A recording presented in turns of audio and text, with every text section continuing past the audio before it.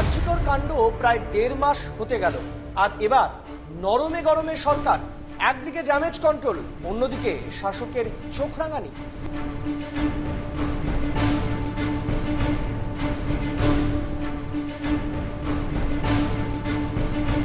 প্রতিবাদীদের দাঁত নখ দেখাতে শুরু করলো শাসক।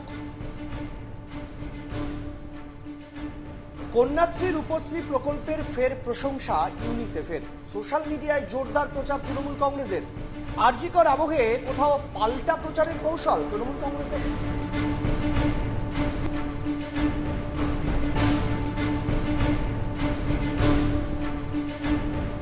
রাজ্যের বানভাসী পরিস্থিতি নিয়ে ফের ডিভিসিকে তোপ মমতার।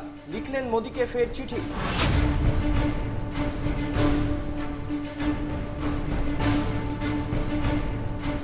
আর এবার ডিভিসির কমিটি থেকে রাজ্যের প্রতিনিধিকে সরিয়ে দিলেন মমতা বন্দ্যোপাধ্যায়। রাত 8টায় আমার সঙ্গে দেখুন এই সময়।